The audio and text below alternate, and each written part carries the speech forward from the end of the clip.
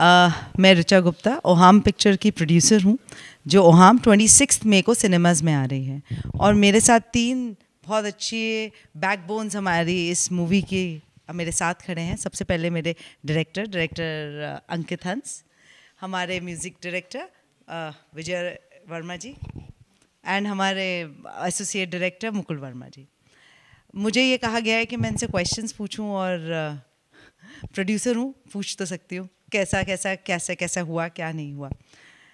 तो अंकित जी I think ये by far the youngest director होंगे, और जितना फैबुलस इन्होंने काम किया है ना, उतना ही शिद्दत से ये पूरी टीम लेके चले हैं। और इस टीम में दोस्त ज़्यादा है हमारी टीम में, और जो लोग दोस्त नहीं भी हैं वो भी दोस्त बनते चले गए इनकी नेचर की वजह से। सो इनका एक्सपीरियंस हमारे कास्ट एंड क्रू के साथ कैसा रहा, मैं वो पूछना चाहूँगी। देखिए, कास्ट एंड क्रू, कास्ट की बात करें तो कुछ हमारे एक्टर्स थे जो हैं इवन, अब तो मूवी बन गई ना अब तो रिलीजिंग आ गई, कुछ घंटे में रिलीज होने वाली हमारी फिल्म। तो जो हमारे फिल्म के एक्टर्स हैं वो फ्रेश फेस हैं, लेकिन वो न्यू कमर्स नहीं हैं। They are well experienced. उन्होंने थिएटर किया है, काफ़ी टाइम थिएटर करते हुए आ रहे हैं। मैंने उनके साथ भी पर्सनली बहुत बार काम किया है, लेकिन फाइनली इतना अच्छा चांस मिला मेरे को उनके साथ इतनी बड़ी फिल्म करने का, थैंक्स टू रिचा मैम, कि हम आज यहाँ पे खड़े हैं। और क्रू की बात करें तो क्रू बहुत सपोर्टिव रहा है हर जगह पे, चाहे वो प्रोडक्शन हो, चाहे वो खुद प्रोड्यूसर हो, चाहे पूरी डायरेक्शन टीम क्यों ना हो। एक हमारी चीफ असिस्टेंट है रमनीत, मैं लास्ट टाइम भी उसकी बात करना चाह रहा था कि वो एक सिर्फ सिंगल गर्ल जो है वो 4 लोगों के बराबर है। तो मतलब आप समझिए कि एक एक बंदा कितने के बराबर है। हमारी टीम ने बहुत सपोर्ट करा है, हमारी पूरी टीम ने, चाहे वो डीओपी हो, एसोसिएट डीओपी हो, एडिटर हो, पार्थ भाई, विजय सर हो। हमने एक मिल के बहुत अच्छा प्रोडक्ट बना दिया है। जो कास्ट एंड क्रू से हमारे को सपोर्ट चाहिए होता है वो डेफिनेटली इस फिल्म ओहाम में है। और बाकी तो मैम पूछेंगी नहीं, हमारे यहाँ ना वुमेन पावर बहुत ज़बरदस्त थी। हम जितने भी लड़कियाँ थी ना, वो सिंगल मैन आर्मी हैं, वो अपने आप में सारा कर सकते हैं। मैं रमनीत के लिए और अपने लिए और सिमरन, मतलब हम 4-5 ही, हमारे क्रू में सिर्फ 4-5 लड़कियाँ थी, तो वो अच्छा, अब आते हैं विजय जी पे आते हैं हम। मैं विजय जी से जब पहले दिन मिलने आई थी, और शायद मैंने जब बात रखी थी तो इन्होंने मुझे कहा था कि मैम आप इमोशनल हो गई थी। प्रॉब्लम यह है कि हम सब जने इतने ज़्यादा आर्टिस्ट हैं ना, तो दिल से पहले सोचते हैं। एंड मैं एक आर्टिस्ट से ही मिली थी आके, और जिससे मैं बिज़नेस की बात कर रही थी, तो शायद इनको कहीं मेरी कोई बात क्लिक करी। एंड इन्होंने मुझे 6 महीने रोज़ अपने पोस्ट हाउस में आते जाते, वहाँ बैठे पैनेट्री में बैठे हुए देखा है। मैं सिर्फ ये पूछना चाहूँगी विजय जी से, गाने आपने कंपोज करे, yes, as a human being आप बहुत ही अच्छे हैं, बट आपको हम लोगों के साथ कैसा लगा, मुझे ये जानना है। हाँ, मैं एकदम से आपने मुझे पहला दिन याद दिला दिया। पहले दिन जब आप लोग आए थे, ऋचा जी और पूरी टीम जब आई थी और हम लोगों ने फिल्म पे बात करनी शुरू की, तो जनरली हम लोगों की आदत होती है, सबसे पहले हम पूछते हैं स्टार कास्ट क्या है। स्टार कास्ट का जब इन्होंने नाम बताया तो मैंने पहले कभी सुना नहीं था। डायरेक्टर का नाम मैंने पहले कभी सुना नहीं था। अच्छा, आपने क्या किया मैम, पहले कभी सुना नहीं था। फिर हम लोग बातें करना शुरू किए एज ए ह्यूमन बीइंग। हम लोग ऐसे ही, पता नहीं था हम इस प्रोजेक्ट पे काम कर रहे हैं, साथ में नहीं कर रहे हैं, कुछ भी पता नहीं था। हम सिर्फ मिले थे एक दोस्त के रेफरेंस से और हमने बात करना शुरू किया। लेकिन उसके बाद के 30 मिनट में मुझे लगा कि यार, मैं थोड़ा सा एक स्पिरिचुअल ट्रिगर कुछ सालों पहले मुझे हुआ था, तो अब वो इंट्यूटिवनेस है थोड़ी बातें समझ में आती हैं पहले। तो मैं खुद ही थोड़ा परप्लेक्स्ड हो गया था एंड शी गॉट इमोशनल। मैंने इनको कहा कि चाहे कुछ भी हो जाए, ये फिल्म अच्छी बनेगी। फिल्म भी देखते हैं हम, फिल्म देखने के बाद डेफिनेटली हम उस पर बात करेंगे। हमने भी बहुत सारे इनपुट्स देने की कोशिश की, खूब लड़ाइयाँ की, ये मत करो, ये करो, है ना। बहुत सारे लोगों को बहुत सताया मैंने, है ना, सब चीज़ों में पोस्ट प्रोडक्शन के दौरान। ओवरऑल जो फीलिंग ये थी कि जब ये चली गई उसके बाद जो कुछ टेक्नीशियंस जो रह गए थे हमारे साथ, जो यहाँ पे हायर होने थे, जैसे एडिटर पार्थ और बाकी दूसरे लोग, अमित तुली जो पीआर देख रहे हैं, कोई मेरे छोटे भाई की तरह हैं, हम लोग बाहर गेट पे इस बिल्डिंग के खड़े होकर बात कर रहे थे, सबके मुंह से एक ही साथ एक लाइन निकली थी कि यार अच्छे लोग हैं।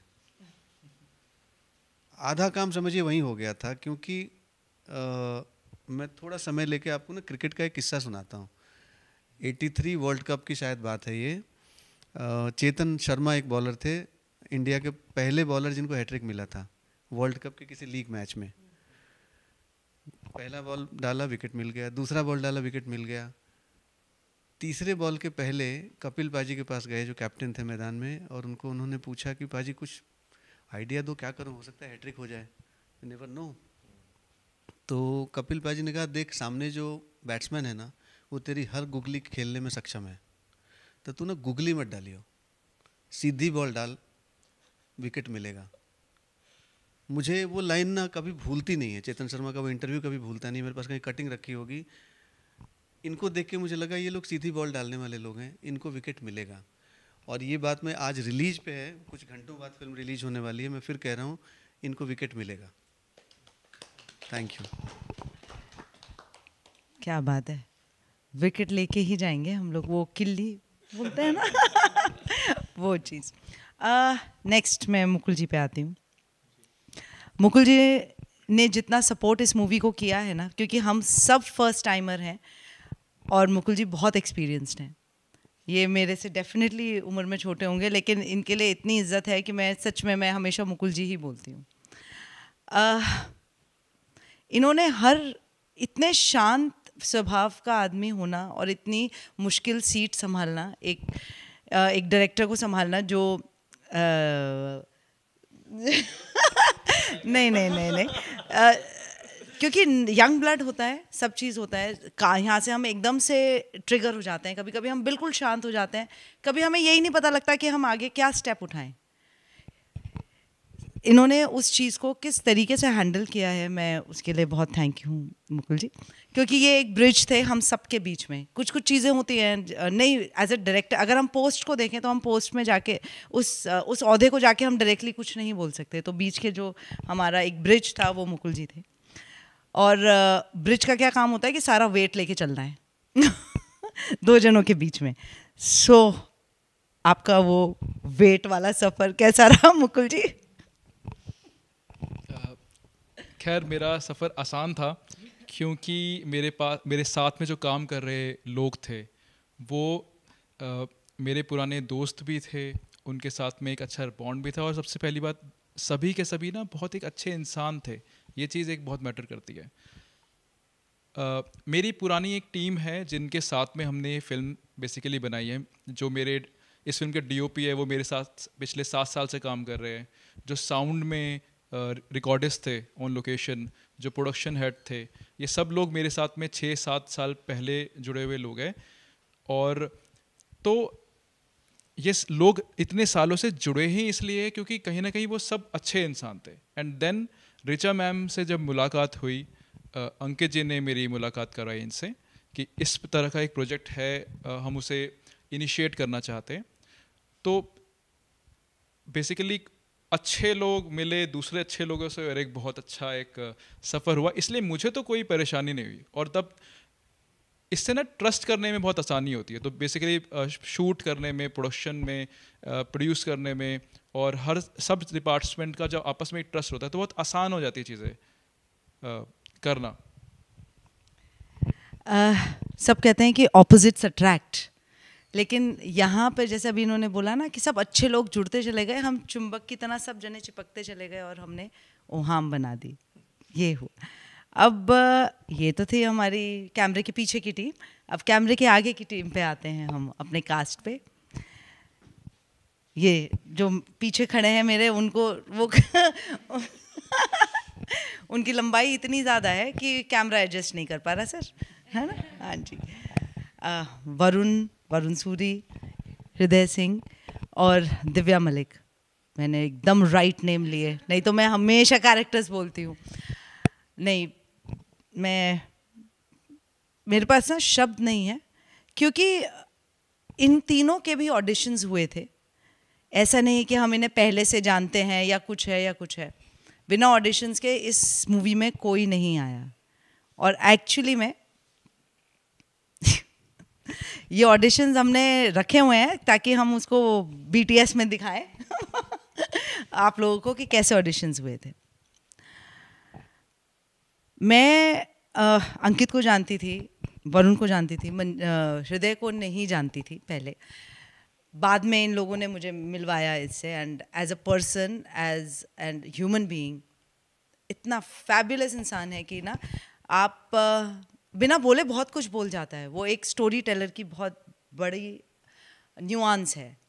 इंसान के देखने से, सोचने से और अपनी ऑब्जर्वेशन पावर से भी हमें पता लगता है कि वो कैसा होगा।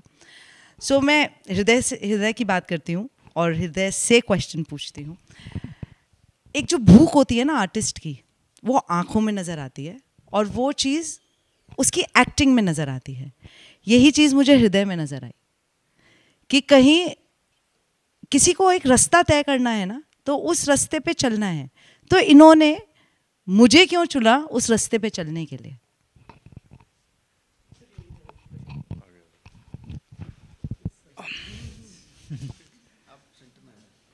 मैम, सबसे पहले तो मैं आपको चुनने वाला कोई भी नहीं हूँ और दिल से मैम दिल को चुन ही लेता है। दो प्यार करने वाले, एक जैसी सोच रखने वाले, एक जैसे लोग मिल ही जाते हैं। यही वजह है कि आज हम जो लोग खड़े हैं, कहीं ना कहीं हम सभी अच्छे लोग हैं, इसीलिए हमारी आपस में बनी, बहुत अच्छी बनी और हम इस फिल्म को पूरा कर पाए। तो मैम का ये कहना बहुत बड़ी बात है कि मुझे कैसे चुना। मैंने नहीं चुना मैम, आपने हमें चुना। वरना सपने देखने वाले तो लाखों करोड़ों लोग हैं इस दुनिया में मैम, लेकिन उनको सपने को पूरा करने वाले का दम मैम आपने दिखाया। आपकी वजह से आज ये माइक मेरे हाथ में है और मेरा शायद जब से मैंने होश संभाला होगा, मैं एक्टर ही बनना चाहता था। बिना पता हुए भी मुझे पता था कि मुझे एक्टर ही बनना है। इसी वजह से शायद कभी कभी मेरी आंखों में वो चीज़ दिख जाती है।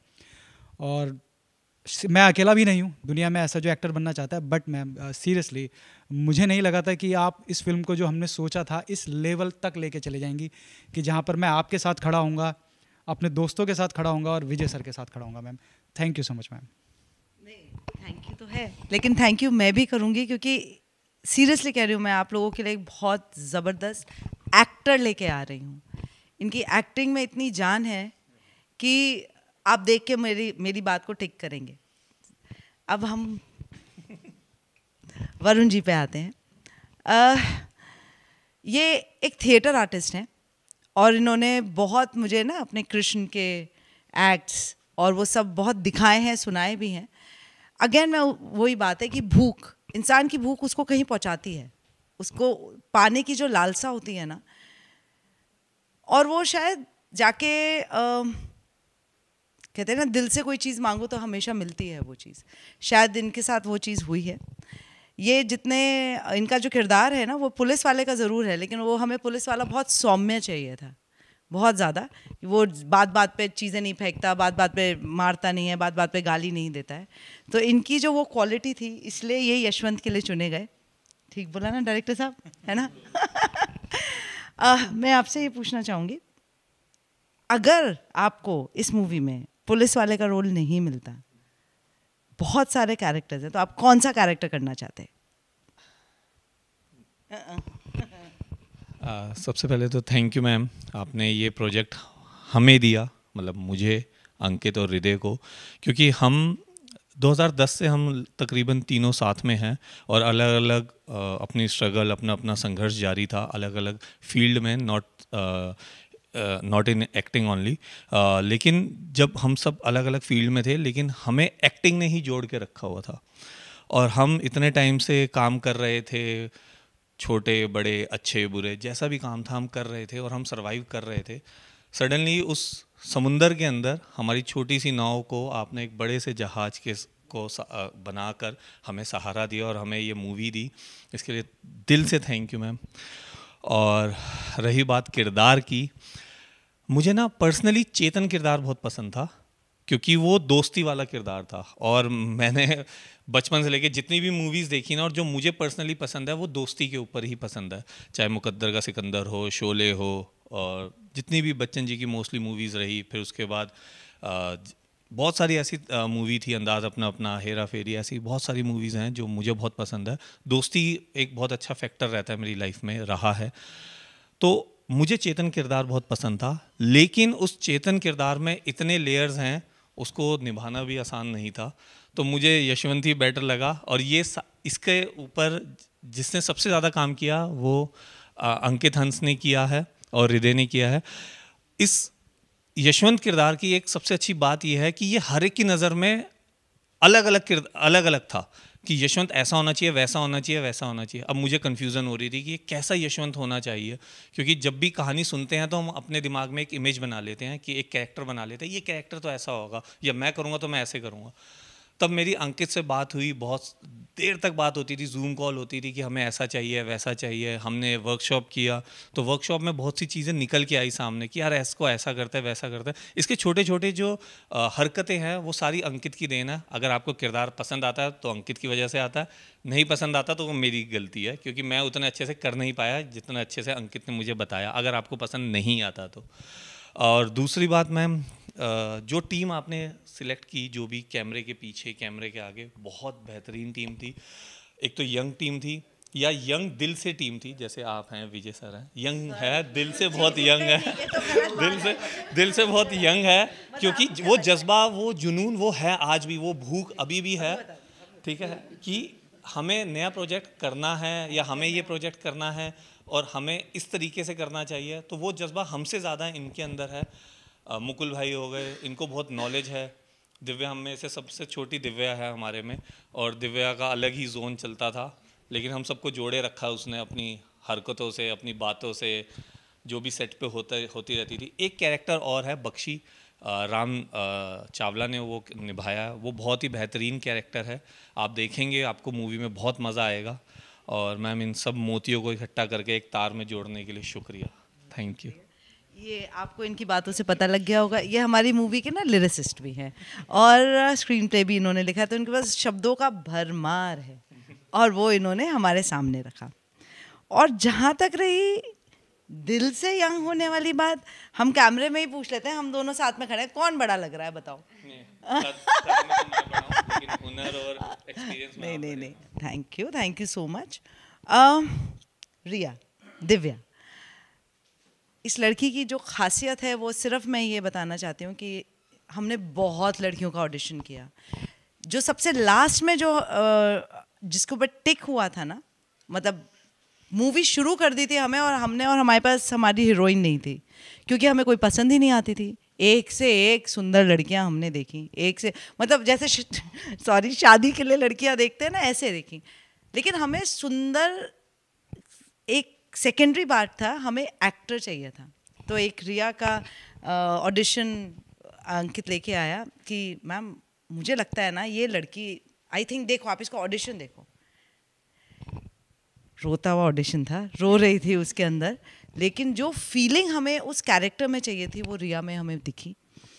She is quite young, very young, but जितना मेच्योर्डली इन्होंने उस कैरेक्टर को निभाया है, और जो आप लोग जब मूवी देखेंगे ना, आप उससे कनेक्ट कर जाएंगे। मतलब इट्स फैबुलस, बहुत ब्यूटीफुली इन्होंने काम किया है। और आई थिंक अगर ऐसे ही रहा, अगर आपने एक्टिंग इसी हिसाब से रखी, तो स्काई इज़ द लिमिट। तो लेकिन मैं रिया से ये पूछना चाहूँगी क्या पूछूं? देखो, सब मुझे बोलते हैं मैं रिया के लिए बायस्ड हूँ, सारे, इसलिए देखे नहीं, सच बड़ी अच्छी बहुत है। रिया के साथ एक इंसिडेंट हुआ। इंसिडेंट क्या, चेतन जिसने कैरेक्टर किया है उसको हमने, जिस दिन उसका फर्स्ट डे था उसी दिन हमने कैमरे का उसका शूट लिया, मतलब ऑडिशन लिया, और उसको वहीं फाइनल किया था ऑन लोकेशन। और उसका सबसे पहला सीन रिया के साथ था। बीइंग एन एक्टर, आपको हर सिचुएशन में अपना काम करना है, बिकॉज इट्स योर जॉब। कोई भी है, जॉब है, लेकिन कोई भी चीज़ कनेक्ट करने के लिए आपको, हृदय के साथ भी, जो इनका तुम्हारा हस्बैंड वाइफ का, कितने हमने सिटिंग्स करी ताकि आपकी केमिस्ट्री बने, आप बात करें, एक साथ जुड़े, तभी तो आप वो चीज़ कैमरे पे दिखा पाओगे। चेतन के साथ इनका जो एक फ्रेंडशिप थी वो फर्स्ट डे का सीन था एंड चेतन से हेलो भी नहीं हुई थी उस दिन, है ना, इंट्रोडक्शन भी नहीं हुआ था और सीधा हम ऑन लोकेशन थे. सो वो मतलब आपका जो फर्स्ट एक्सपीरियंस उसके साथ था वो कैसा रहा कि एकदम अनजान आदमी आया और आपको उसके साथ एक नॉर्मल एक सीन करना है, तो कैसा लगा था? क्योंकि सब जनों को तो आप बाकी जानते थे, वो तो नया था एकदम. हाँ, मेरा बहुत मन था ये क्वेश्चन. बहुत सही समय में पूछा आपने, बहुत ही सही समय में पूछा. मेरा हाँ, मैं सही बात है, मैं अपनी शूट लोकेशन में पहुंची और मुझे मेरे को एक्टर ने फ़ोटो फ्रेम दिखाया और उसमें कहा कि ये तुम्हारा को एक्टर है, आज तुम्हें इसके साथ सीन करना है. तो हाँ, मैं इन सब से उससे पहले मिल चुकी थी और हम बहुत टाइम से मिल रहे थे, बातचीत कर रहे थे और एक अलग बॉन्ड बन चुका था सबके साथ. एक बहुत कंफर्टेबल एक जोन आ गया था हर किसी के साथ, एक अपनापन आ गया था और एकदम से एक अनजान इंसान के साथ मिलना और हम शूट करना, लेकिन वो एक अलग एक्सपीरियंस था और मेरे ख्याल से एक लर्निंग एक्सपीरियंस था. और ये इंडस्ट्री है, काम करना है और मेरे लिए ये बहुत ज़रूरी है कि मैं बहुत जल्दी एक किसी भी कैरेक्टर में या किसी भी जोन में अपने जाऊं और उस घर से वापस आ सकूं.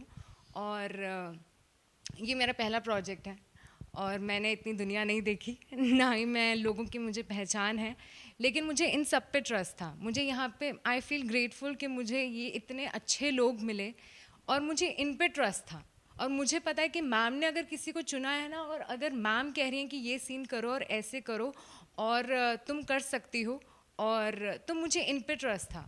और अगर ये कह रही हैं तो वो सही कह रही होंगी और बस मैंने आंख बंद करके कर दिया.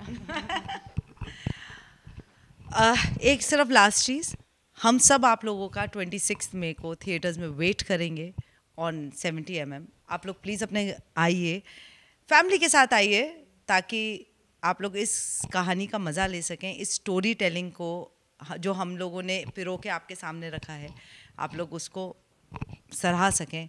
And thank you so much. ये इनका काम है. आता जाता रहता हूँ. अच्छा, हाँ, कंटिन्यू करते हैं. मेरी मूवी का सबसे पसंदीदा किरदार राम का है, राम नारायण चावला. इसका नाम मुझे बहुत पसंद है. देखा, आज तो टीवी पे भी मैंने बोल दिया. इनका बख्शी का कैरेक्टर है और ये वरुण के राइट हैंड है उसमें, यशवंत के. इनके आते ही ना स्क्रीन खिली खिली सी हो जाती है. मतलब आपको लगता है कि यार चलो अब कुछ अच्छा आने वाला है, कुछ अच्छा एलिमेंट, एक बहुत सीरियस नोट से हटके एक थोड़ा सा कुछ हंस देंगे, कुछ कर देंगे.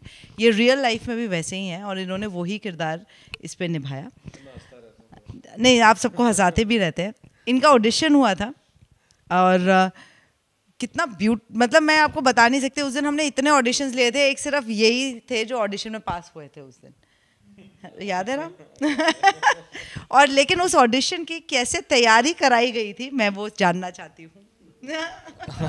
वो तो भाई साहब एक ऐसा था कि मतलब अंकित ने मुझे बोला कि है ऑडिशन है तो आ जा, और सब कुछ है, पर है मतलब तेरे जैसा ही है, मतलब जो कैरेक्टर लिखा है उसने, हृदय ने और वरुण ने, तो वो कैरेक्टर ऐसे ही था कि वो तू आ जा और मुझे एक बारी तू ऑडिशन दे. तो मैं ऐसे घर गया था रात को उस दिन तैयारी कराने की, मतलब इसने बोला कि तू एक बार मेरे को दिखा पहले, तब मैं तेरे को वहाँ पे लेके जाऊँगा. मैं ठीक है, मैंने दिया करण नहीं, तो थोड़ा सा उसमें था, इसे थोड़ी सी मेरे को इसकी मतलब अंकित ने मेरे को उस चीज़ की तैयारी करवाई थी. सिर्फ इतने ही प्यार से कराई थी, सच बता. नहीं वो तो क्या बोलूँ मैं, ये सस्पेंस पिक्चर है, थ्रिलर पिक्चर है, तो वो उस जैसे ही तैयारी कराई थी मेरे को. पर वो जब मैं इससे कमरे से बाहर निकला, मेरा अरे बाप रे लगता है पता नहीं कल क्या होगा मेरा. तो जिस हिसाब से अभी कर रहा तो वहाँ क्या करेगा. तो मुझे नहीं पता था कि मैम वहीं साइड में आराम से अपना कैबिन में बैठी हैं और देख रही हैं वहाँ पे ऑडिशन. तो मैंने ठीक है जी. तो ये दोनों होते थे, एक निर्वाण है था, तो ये लोग ही थे. तो मैं चल यार मस्ती में क्या है कर, जैसे बोला करेंगे. इसने जो बोला मैं भूल गया. मैंने कहा घुस जा अंदर, जो होगा देखी जाएगी भाई. फिर जब मैंने दिया करा तो मैम ऐसी आई. मैंने कहा आप कहाँ से आ गए. नहीं, वो मेरे लिए शौक था और अच्छा था. नहीं बस थैंक यू.